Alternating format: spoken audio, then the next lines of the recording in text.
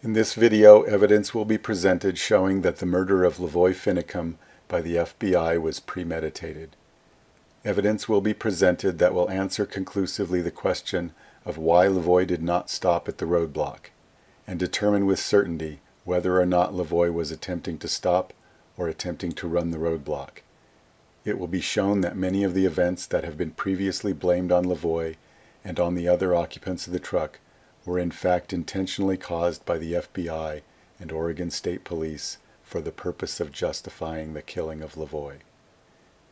You will see an unmistakable and repeated pattern of the FBI and Oregon State Police doing everything in their power to provoke violence in order to justify the killing of Lavoy. This was an elaborately staged, premeditated murder by the FBI in which every detail was planned out. In the following clip, Shauna Cox, who took the cell phone video from within Lavoy's truck, describes the events of the first shot and how it led to Lavoy fleeing in his truck from the first stop.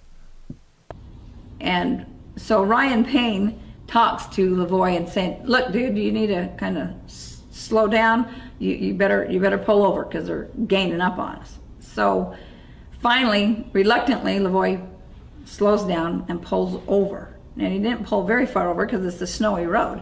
But he slows down and he stops, and Ryan Payne rolls down the window and he sticks both hands out the window and he yells back at the, I'm guessing whoever it was with the flashing lights, and he yells back at him.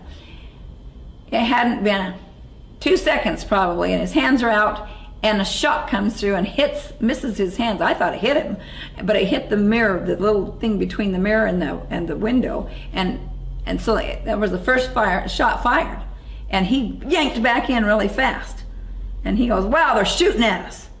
Well, it was unbelievable, and we're going, "Whoa, what?"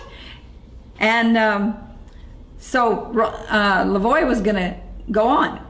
And when I looked up, and he has on the back of his head, he has a laser pointing on the top of his head. There's a laser beam on his head. And he leans out in front of the mirror, out of the window, and he puts his hand out, and he has one on the steering wheel, and he yells back at them. And he says, "Then shoot me, because we're going to see the sheriff. We have a meeting with the sheriff and John Day, so just go ahead and shoot me if that's what you're going to do." Ryan said, "There's women in the truck." And he says, somebody from the back says, "Tell the women to get out. If they want to get out, tell them to get out." Lavoy says, "If you guys want out, then get out." Well, you know, really my door was still locked. But Victoria was freaked out already because we had already seen a bullet, and she said, "I'm not getting out." When my mother instinct kicks in, and I said, "I'm not leaving her, so I guess we're here." And we slunk down, and he took off. So he put his hands out the window because he was trying to talk to them. He's like, he wanted the guy to just, he was like, "I don't know if it's worth it." He's like, so he put his hands out the window, and he said, "We have women in the car, at least let the women get out." And he stuck his head out, and they shot at him, but they missed him, or like he ducked just in time. So they didn't hit him, and then they're like, "Oh, they mean business. They're going to shoot us." And so Ryan decided to get out of the car and try to go talk to them. The officers fired at Ryan Payne when Ryan Payne was attempting to talk with them. They said that they fired in order to get the occupants of the truck to comply. An unprovoked shot will not get people to comply. Victoria's response of wanting to stay in the truck is a natural response. Ryan's response of getting out of the truck after an unprovoked shot is not a normal response. So why did Ryan Payne get out of the truck after being shot at? Ryan Payne fits the profile of an agent provocateur almost exactly. He played a major role in turning the protest into an armed occupation, and was often trying to convince people to be willing to die for the cause. The unprovoked shot at Ryan Payne was very strategic and served several purposes for the FBI. This shot gave Ryan Payne a way to exit the truck before the real shooting started without revealing his real role as an agent provocateur. This shot also provoked the other people to stay in the truck, and it provoked Lavoy to flee. If the plan was to kill Lavoy at the roadblock, this shot was necessary to get Lavoy to flee. According to the officers' statements, They were planning more shots with gas rounds. They claimed it was to prevent Lavoy from driving off, but it is more logical to conclude that its purpose was to encourage Lavoy to drive off. When Lavoy flees from the first stop, Officer 4 pursues. Officer 4 speaks about his own speed and states, "I probably even hit close to 90. Since there is a roadblock just over a mile away, chasing Lavoy at high speeds is a bad decision. He is unlikely to overtake Lavoy since the roadblock is too close. Chasing Lavoy at high speeds would only encourage Lavoy to drive faster and create a dangerous situation at the roadblock. The real purpose of chasing Lavoy was to encourage Lavoy to drive faster in order to create a high-speed crash at the roadblock." Okay, what about Ammon and those guys? We can't get around them. I'm going to go get help. Okay. Stay down. I need a phone so I can call as soon as I get service. Keep watching the phone to see if you get any service. I don't have any. I can't even get Joe Rice. Coming up fast. Yeah, they are.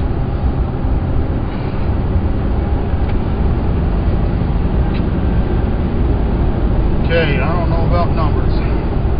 Well, I got numbers, but I can't call because we have no service. Okay.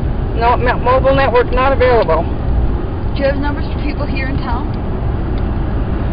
The video has been stopped at the point where Lavoy's brake lights come on. As Lavoy's truck approaches the roadblock, 3 shots will be fired at his truck. Yeah, but... Hey on! Okay, they're shooting. Hey on! Okay, we're here. This is the map view of the roadblock. Lavoy approached from the south. The roadblock was first visible here. It was first recognizable as a roadblock here. Lavoy began braking here. The roadblock was positioned here. Notice that the roadblock is positioned on the curve, making it dangerous. However, there is a straight stretch of road just beyond the roadblock. The FBI could have positioned the roadblock further down this straight stretch of road for a safer roadblock, but they chose the more dangerous location. This shows the 2 views of the road from the position of the roadblock. The photo on the left shows the view looking south in the direction that Lavoy approached. The photo on the right shows the view beyond the roadblock looking north. You can see that the southern approach to the roadblock is a dangerous blind curve, while the northern view shows a very visible straight stretch of road. This shows that there were safe positions for the roadblock that were easily available, but the FBI chose the dangerous position. It is not only the blind curve that makes this roadblock dangerous. This is the nearest speed limit sign before the curve, which shows a speed limit of 65 miles per hour. Many other blind curves in the area have a speed limit of 40 miles per hour. This is not only a blind curve, but the speed limit is higher. The curve has a significant downhill slope as it approaches the roadblock.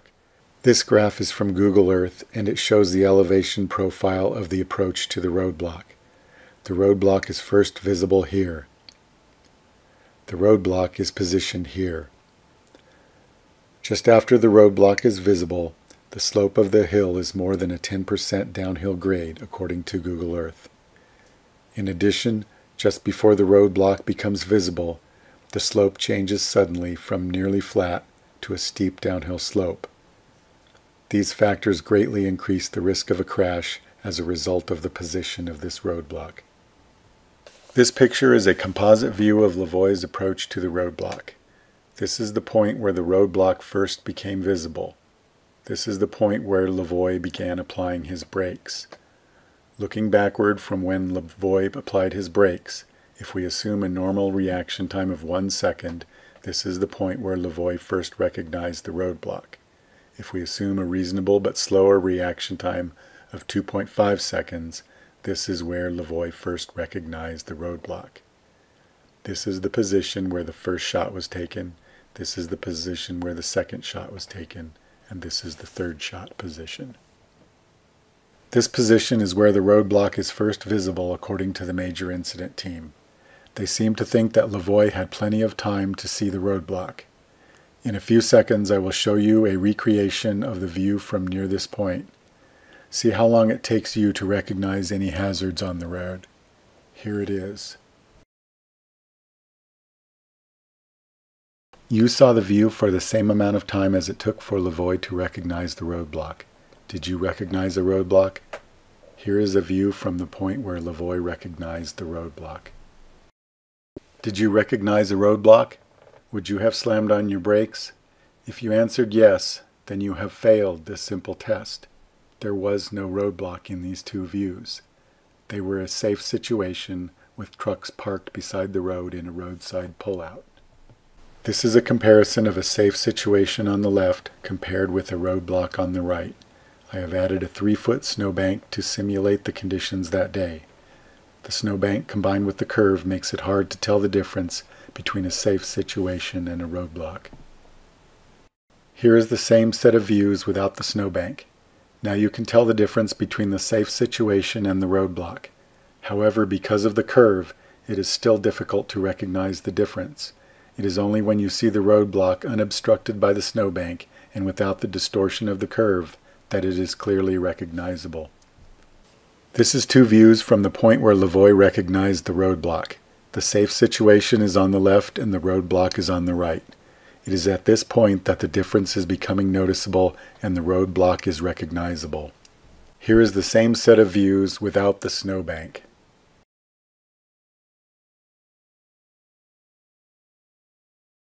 Now we will look at the Oregon Department of Transportation Highway Design Manual. To determine when Lavoy should have been able to recognize the roadblock, we need to understand the stopping sight distance. Stopping sight distance is the minimum distance required for a vehicle traveling at a particular design speed to come to a complete stop after an obstacle on the road becomes visible.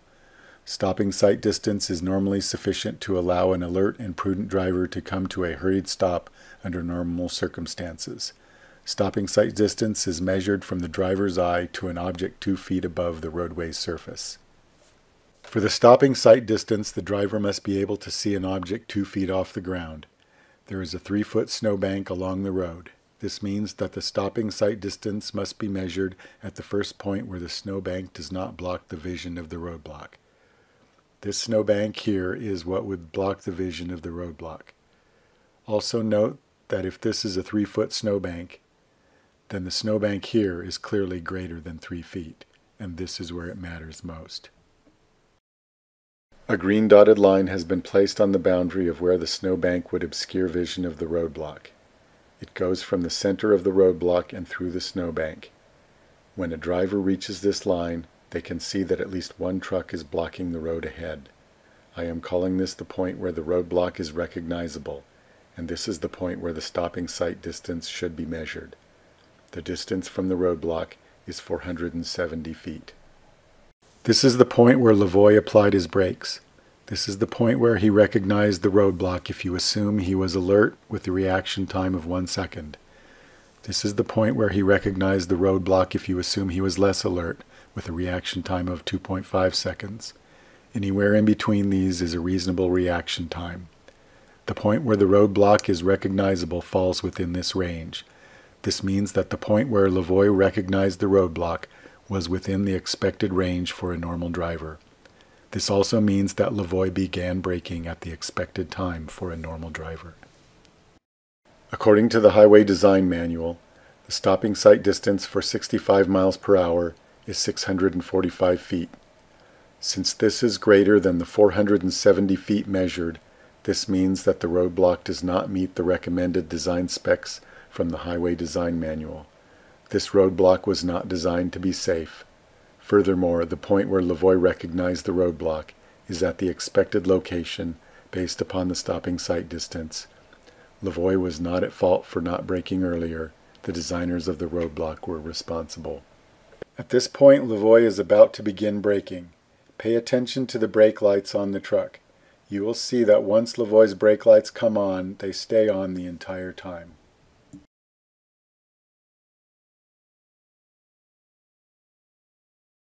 Now I will answer the following questions. Why did Lavoy fail to stop at the roadblock? Was Lavoy attempting to stop, or was Lavoy attempting to run the roadblock? In order to answer these questions, a detailed computer analysis of the speed of Lavoy's truck was created. This was done using an image tracking program that was created for this type of analysis. By using a computer cross-correlation tracking method, the motion of Lavoy's truck was tracked relative to the video image. Multiple objects on the ground were also tracked to get the motion of the ground relative to the video image. By combining these two measurements, the motion of Lavoy's truck relative to the ground was calculated. The result is a graph of the speed of Lavoy's truck calculated at an interval of 1/30th of a second. This is the speed graph that resulted from this analysis. It is a graph of speed in miles per hour as a function of time in seconds. This is the point at which Lavoy's brake lights first came on. This is the point at which Lavoy's truck first entered the snow. The steep slope of the graph here is due to the truck quickly stopping in the snow.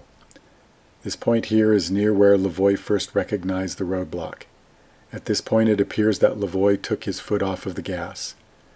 This delay of about 1 second between where Lavoy recognized the roadblock and where he first began applying his brakes is consistent with the normal reaction time of an alert driver. The part of the graph that we are most concerned with is after Lavoy first applied the brakes and before he entered the snow. Initially, this downward slope indicates that Lavoy began braking. However, at this point, he paused his braking. At this point, the downward slope of the graph indicates that he began braking again. At this point, Lavoy paused his braking again before entering the snow. I have superimposed my interpretation of the graph, showing in yellow the times when Lavoy was braking, and in blue the times when Lavoy paused his braking. At first, Lavoy brakes for about 1 second and then pauses. The second braking is minimal.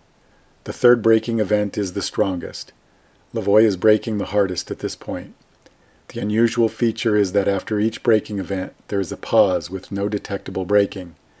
Since the brake lights remain on the entire time, we know that Lavoy is still braking, but during the pauses, there is no substantial deceleration. This graph is very unusual. Why would Lavoy brake and then pause his braking multiple times within the span of about 3 seconds? Was Lavoy indecisive on whether to brake or not, or was something interfering with his ability to brake? Now we will look at this first braking event more closely. If Lavoy had continued braking at this rate, he would have been able to stop in 407 feet. The typical emergency stopping distance for 70 miles per hour is listed as 375 feet for dry pavement and 686 feet for wet pavement. Although there is visible water on the road in several locations, Lavoy is stopping at a rate more consistent with dry pavement. The slope of the braking event is consistent with the minimum stopping distance if the coefficient of friction is 0.46. This is within the expected parameters of a normal driver making an emergency stop. This line represents a vehicle stopping at the minimum stopping distance assuming a coefficient of friction of 0.5. This would be a reasonable graph for dry pavement. This line represents a vehicle stopping at the minimum stopping distance assuming a coefficient of friction of 0.4. This would be a reasonable graph for wet pavement. Lavoy's braking fits within these lines and is completely consistent with Lavoy attempting to stop as quickly as possible. Now we will look at the third braking event. This line represents a vehicle stopping at the minimum stopping distance assuming a coefficient of friction of 0.5. This would be a reasonable graph for dry pavement. Again, Lavoy is attempting to stop as quickly as possible. When Lavoy was braking hard, he was braking as hard as a normal driver stopping as quickly as possible. Lavoy failed to stop because he did not continue braking. The question that must be answered now is why Lavoy did not continue braking.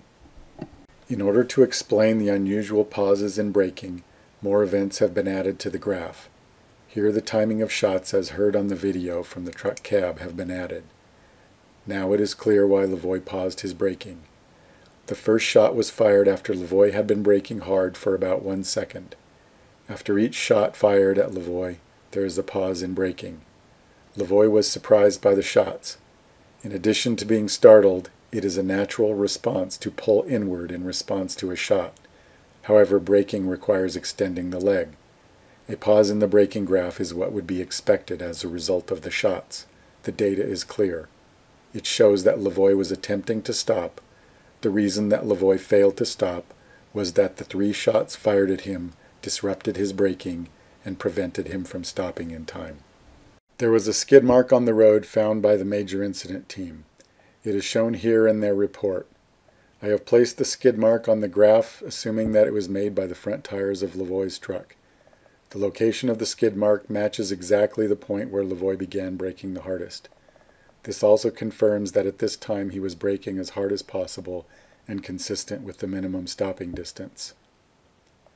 I have also placed the point where Lavoy's truck begins turning towards the snow. This will be important for determining what Lavoy's intentions were as he swerved into the snow. Now I will address specifically the question of whether or not Lavoy attempted to run the roadblock. The data shows that initially Lavoy was attempting to stop, and therefore could not have been trying to run the roadblock. However, there still remains the possibility that at some point Lavoy changed his mind and decided to run the roadblock. If Lavoy was attempting to run the roadblock, he should have begun accelerating after he had determined a path around the roadblock, but before entering the snow. He would need to gain enough speed to make it through the snow. The point that Lavoy should have accelerated is at the point he began turning towards the snow or soon after. The red curve represents the projected curve if Lavoy had decided to run the roadblock. At the point that Lavoy would have needed to accelerate, he was stopping as quickly as possible and even left a skid mark. Lavoy's actions were exactly opposite to what he would have done if he were trying to run the roadblock. The data could not be any clearer. Lavoy was attempting to stop the entire time. Lavoy never attempted to run the roadblock. Now the events inside the truck cab will be shown to be consistent with the speed graph. Along with the cab view, a graph representing deceleration will be shown on the right. It measures deceleration in feet per second squared. The event is labeled in the yellow bar to represent the events on the graph. The labels correspond to the events on the speed graph as 1, 2, 3, and snow braking. The entire graph will flash red to signify the timing of the shots. First, the video segment will be shown at normal speed. You should notice that Ryan's shoulder is pushed up against the seat in front of him on the first and third braking events. The third braking event is short, and Ryan actually bounces off the seat in front of him. People here in town? Yeah, but... Hang on! Okay, because they're shooting. Hang on! Okay, we're here. Go ahead and shoot me! The events are hard to follow at normal speed. Here it is again at 25% speed.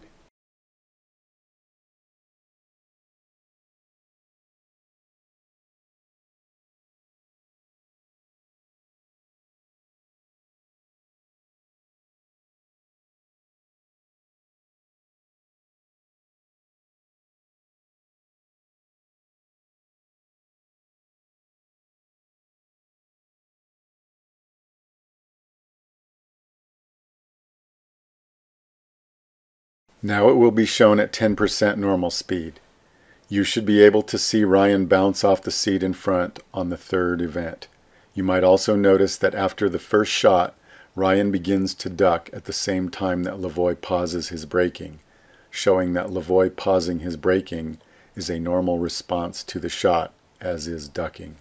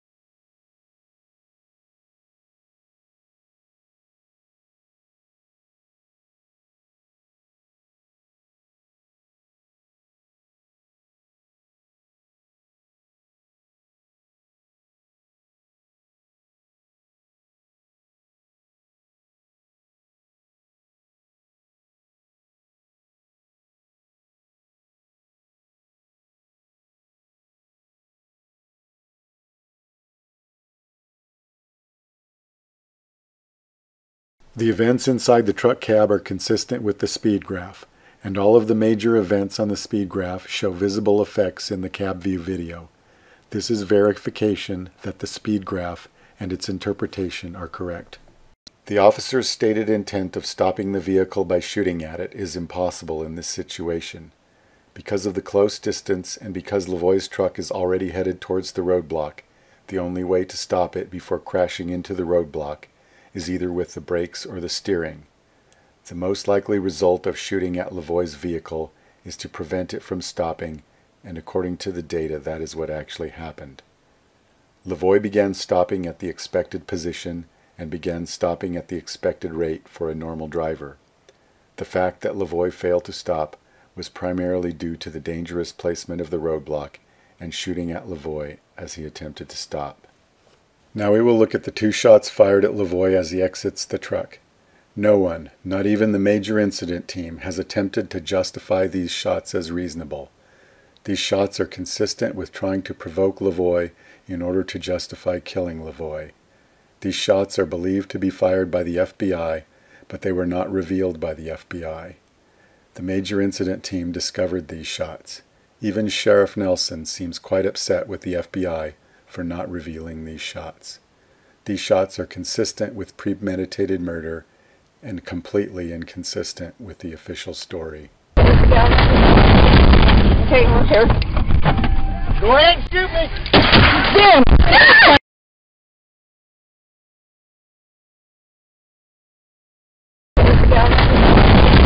Okay, we're here. Go ahead and shoot me. Damn!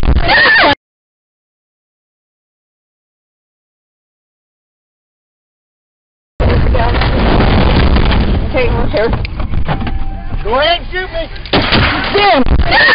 This FBI agent is kneeling in the snow and is armed with foam bullets.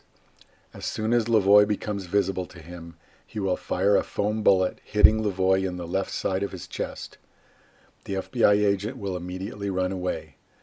The purpose of this shot is to cause Lavoy to reach for the wound, which will appear on the video as if he is reaching for a gun.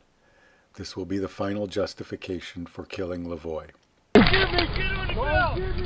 Stay down, stay down, stay down. Lavoy has now lowered his arms in response to being shot with a foam bullet, and the FBI agent runs away because it is important that this shot is not discovered. This shot by itself is enough to prove premeditated murder. I have devoted an entire video to this shot and the evidence for it. For the purpose of this video, I will assume this shot is established as fact. This shot was not revealed by the FBI or the major incident team. Here is the foam bullet shot again at a slower speed.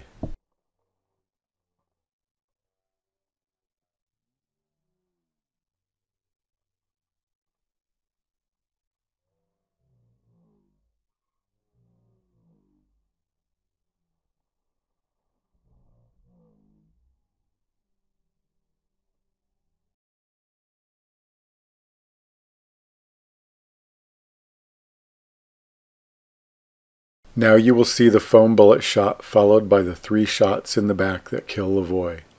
All previous shots, as well as the position of the roadblock, were designed to set up the situation that would justify these shots. Stay down, stay down, stay down, stay down, stay down. Damn it, are they shooting him? Did I shoot him? You assholes. Oh my God! Okay. Stay down. After Mr. Finicum was shot, numerous gas projectiles and flashbangs were deployed to get the remaining occupants of the truck, Ryan Bundy, Shauna Cox, and Victoria Sharp, to surrender peacefully. In the interview with Officer 1 after Lavoy has been killed, Officer 1 describes how they dealt with the remaining occupants of the truck. He states that they were attempting to get the rest of the people in the vehicle to comply and take them into custody. Further down, he describes multiple diversions to try to distract the people that were in the vehicle and try to get them to comply with the verbal commands that I was hearing being yelled. Later, Officer 1 states, "I knew the multi-launcher would have orange tips, meaning that they would contain OCCS chemical agents in them, and that they were going to deploy those rounds into the truck as minutes had lapsed and the occupants in the truck were not complying with commands. They were not exiting the truck within a reasonable amount of time whatsoever. There was no reason they couldn't have exited the truck and complied with the commands. Gas was deployed into the truck. There was still a period of time where they were not coming out. In the interview with Officer 4, Officer 4 states, after Finicum went down, shortly after that, there's some flashbangs going off around the area. Near Finicum's truck, there was really no response from anybody inside or anything like that. Later, Officer 4 states, some chemical agent starts getting introduced in the vehicle. And it seems like it had no effect. Then some more got introduced in the vehicle. A little bit later on, more kind of rapid, a succession.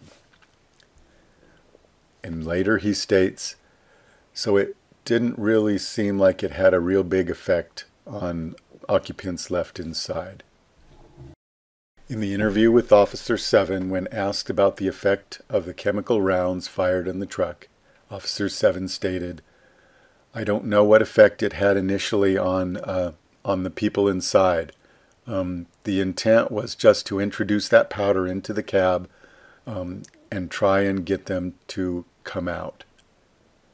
Later, he states, I recall the general commands I kept hearing were, let me see your hands, step out of the vehicle.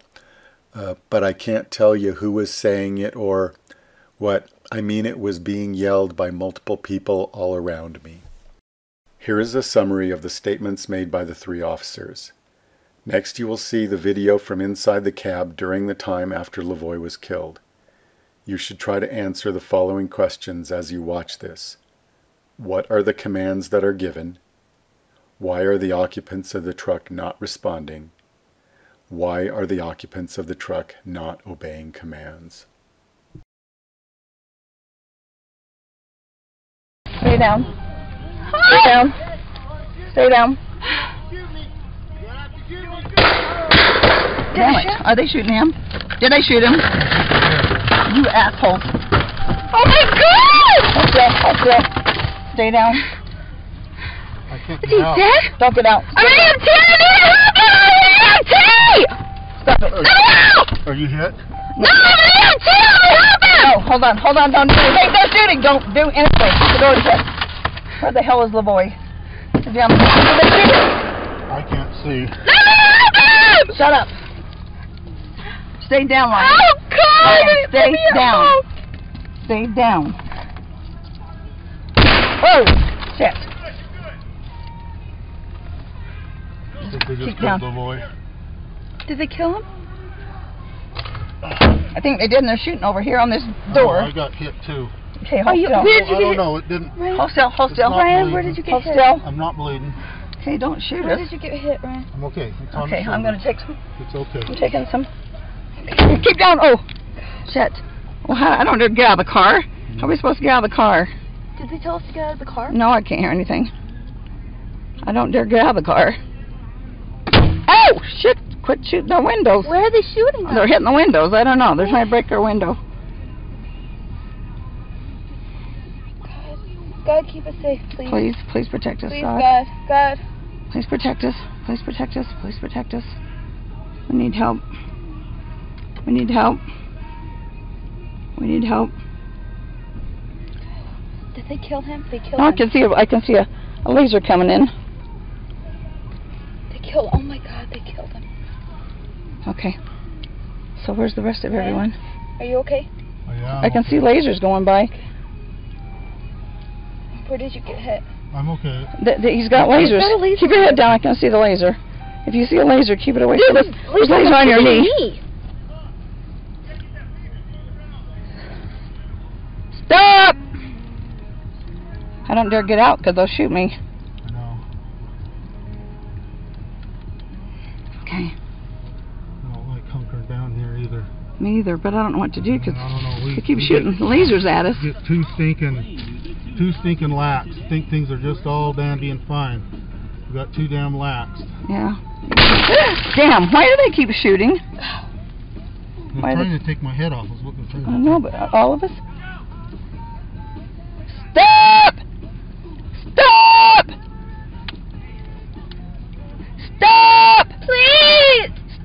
Yeah. That's ridiculous. Because you're stupid. Are you going to kill all of us? Keep us safe. Father, please. Protect. Those were gas rounds. Yeah, they are. They're cover up your nose quick. Can we get out? Do we get out? No, don't get out. I can't breathe. I can't breathe. Okay.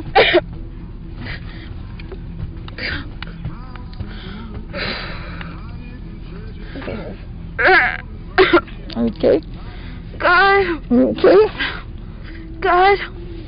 Please keep Okay, me there. safe. Okay, they got lasers still on us. They got lasers still on us. Lavoy got out. I think they've killed Lavoy. They just shot gas rounds into the car. We're hunkered down in here trying not to be shot. He's shooting. That's the window. He's shooting at the window. Shooting more gas rounds. The gas is getting pretty thick in here. God, please. Anyway. Do we get out? I don't know. Get out. Will they shoot me? Yeah, they'll shoot you. Hang on, gonna get out. If I get. Anyway. Can we put a white flag out? Yeah, I would put a flag out. Let's put a flag out. Do you have a white flag? I'm not sure what they got. What you got? There's a laser shooting right over here around this. Okay. The gas dissipates. He's trying to break this window. He's trying to break the window I'm at. Okay. Does anybody have anything white? Does he have a wiper on? I can't get my shirt off. He's a laser trying to shoot this window. He's got this window open here. Speak to people. Anyway, they ambushed us on the way to John Day. And now they're shooting into our vehicle. And we're hunkered down. We do not have phone service at this location. I surrender!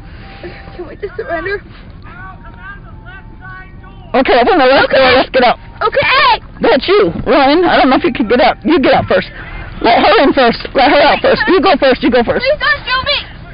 Hey, go. Okay, I get it out. Okay, get out. Okay! No, he'll shoot Ryan first. He'll shoot you first, Ryan. Hands up. Hands up. The boy's dead. Shit. According to the video, no commands were given until after the last gas round was fired. The occupants of the truck made numerous attempts to communicate. These attempts to communicate were either ignored or suppressed with gunfire. When the first command was given, the occupants of the truck immediately responded and immediately complied. All OC rounds were used before the first command was given. Every single shot fired at the occupants of the truck is consistent with the FBI attempting to escalate the situation and provoke violence in a way that can later be blamed on the occupants of the truck. In fact, the 3 officers have been caught trying to blame the occupants of the truck for actions that the FBI and Oregon State Police created. When Victoria wanted to get out of the truck to help Lavoy, this would have been a perfect opportunity for the officers to end the situation peacefully. Victoria wanted to help Lavoy. She wanted out of the truck and she tried to communicate. The response to the door opening was 2 immediate shots. No one from the FBI attempted to start a dialogue with Victoria. The 2 shots send a message. The message is, if you try to get out of the truck, the FBI will kill you. And do not attempt to communicate with the FBI. I can't Is get he out. dead? Don't get out. I'm EMT! Stop it. Are you hit? No, I'm EMT! No, hold on. Don't do anything. No shooting. Don't do anything. Keep the door shut. This next video segment demonstrates the FBI's attitude very well, and what their intent is. Shauna's and Victoria's attempt to communicate is met with a barrage of gunfire. The obvious message from the FBI is that they do not want any attempts to communicate, and that they are trying to convince the remaining occupants of the truck that they will all be killed. Stop! Stop!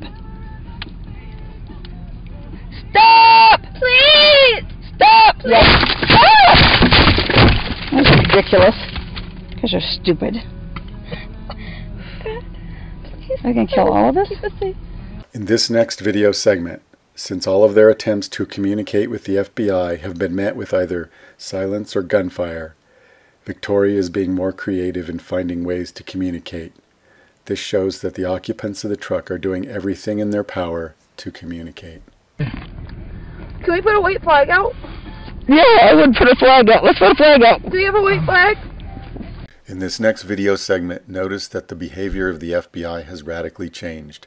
Now they are giving commands and the occupants of the truck comply immediately. The FBI's original plan was to remove the option of communicating and exiting the truck peacefully. They wanted the occupants of the truck to believe that their only option was to fight back. This would give the FBI justification for killing everyone. This plan failed because the occupants of the truck were clearly prepared to die before fighting back, even though they had guns in the truck. Because the occupants of the truck did not fight back as the FBI wanted, the FBI had to cancel their plans to kill them all, and now they are trying to act like real policemen. The commands now are clearly heard. This shows that the only reason that commands were not heard before is that either no commands were given or that they were not intended to be heard. I surrender! Can we just surrender? Okay, open the left door. Let's get out. Okay! That's you, Ryan. I don't know if you can get out. You get out first. Let her in first. Let her out first. You go first. You go first. Please don't shoot me! Hey, go. Okay, I get out. Okay, get out. Okay! No, he'll shoot Ryan first. He'll shoot you first, Ryan. Hands up. Hands up. Lavoy's dead. Shit. Okay. Okay, go. Okay, hands up. Okay, go.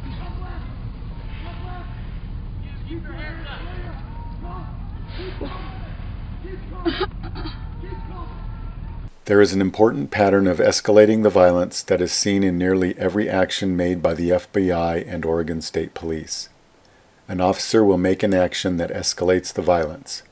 The officer will blame the escalated violence on the victim and use it to justify more violence.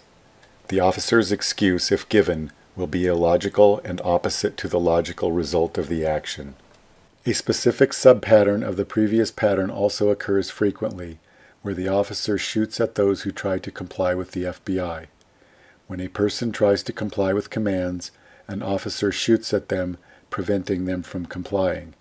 The officer then uses the failure to comply with commands to justify more violence. Here is the justification for the shot at Ryan Payne at the first stop. The Oregon State Police fired one less lethal OC round at the truck to gain compliance. The occupants of the truck did not comply because of the shot, and Lavoy fled because of the shot. Here is the justification for the 3 shots at Lavoy as he was stopping at the roadblock. An Oregon State Police trooper who was standing at the roadblock fired 3 shots into the truck in an attempt to stop it. Lavoy was stopping before he was shot at. Lavoy was unable to stop because of the 3 shots.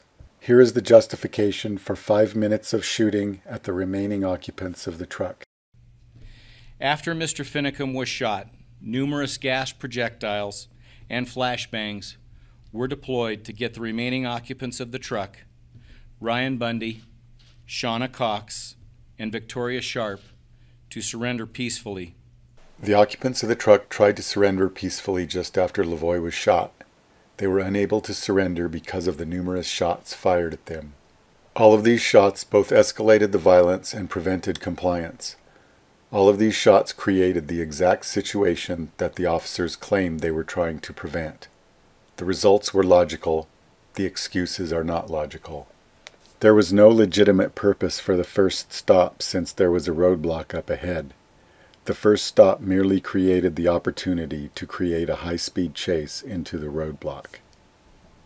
When Ryan Payne was attempting to talk about how to get people out of the truck, the officers fired at him, claiming that they were trying to get people to comply. When Lavoy made the logical response to an unprovoked shot and fled, the officers used this as justification for more violence. An officer chased Lavoy at high speeds even though he knew that there was a roadblock just over a mile ahead, and that the logical result would be a high-speed crash at the roadblock. The roadblock was set on a high-speed blind curve. The logical result is that Lavoy would have difficulty stopping.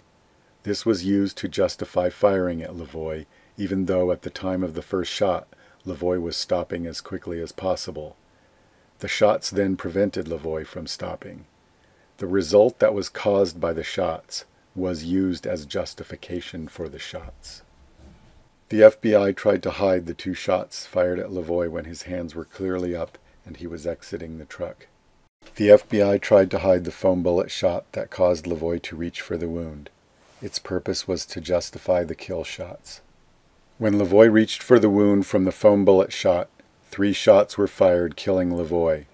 The justification was the reach, which was caused by the earlier foam bullet shot. When Victoria tried to exit the truck peacefully, the officers immediately fired at her, forcing her to stay in the truck, and then used the fact that no one exited the truck to justify more shooting. When Shauna and Victoria tried to communicate with the FBI, 6 shots were immediately fired at them, ending their communication attempt. The officers then claimed that there was no response from the occupants of the truck and used this to justify more shooting. The officers did not give any commands that could be heard for over 5 minutes, and then claimed that they fired on the truck occupants because no one responded to commands. Notice that this pattern of making actions that escalate the violence and using the result as justification for more violence has been shown for every single shot fired, both lethal and non-lethal bullets. This pattern has also been shown for every single major decision made, especially the positioning of the roadblock. When taken in context, every single one of these actions is inconsistent with the official story, and every single one of these actions is consistent with premeditated murder by the FBI. Now we will take a more detailed look at the pattern of shooting to prevent compliance. When someone attempts to comply with the FBI, an officer will shoot at that person, preventing them from complying. The officer then uses the failure to comply to justify more violence. In the following table, all significant attempts at compliance by Lavoy or the other occupants of the truck will be listed up until the final commands for the remaining occupants to exit the truck. When Ryan Payne attempted to talk with the FBI, 1 immediate shot was fired at him. When Lavoy attempted to stop at the roadblock, 3 shots were fired, preventing Lavoy from stopping. When Lavoy exited the truck with his hands up, 2 immediate shots were fired at Lavoy. When Lavoy continued to keep his hands up, a foam bullet was fired, striking Lavoy in the chest, causing him to reach for the wound. When Victoria attempted to communicate with the FBI and to exit the truck peacefully, 2 immediate shots were fired, forcing Victoria to stay in the truck. When Shauna and Victoria attempted to communicate with the FBI, 6 immediate shots were fired, ending their attempt to communicate. Every time that someone attempted to comply with the FBI, the response was immediate shots fired at the person attempting to comply. Each time that shots prevented compliance, the failure to comply was then used to justify more violence. Not only did every action by the FBI escalate the violence, but they shot at every person who attempted to reduce the violence. This behavior is consistent with premeditated murder. In conclusion, Lavoy was encouraged to flee the first stop by the FBI shooting at Ryan Payne, and more shots were planned if Lavoy had not fled. The roadblock was placed in the most dangerous place available, with the expected result of causing a high-speed crash. The position of the roadblock by itself is enough to prove premeditated murder. Lavoy attempted to stop at the roadblock, and he began stopping at a reasonable position and at a reasonable rate. The reason that Lavoy failed to stop was the dangerous placement of the roadblock and the 3 shots fired at him as he approached the roadblock. Lavoy did not attempt to run the roadblock. Lavoy did not reach for a gun. He reached for a wound from a foam bullet shot that was not revealed by the FBI. All of the major decisions made by the FBI fit the pattern of escalating the violence. All of the shots fired, both lethal bullets and non-lethal bullets, fit the pattern of escalating the violence.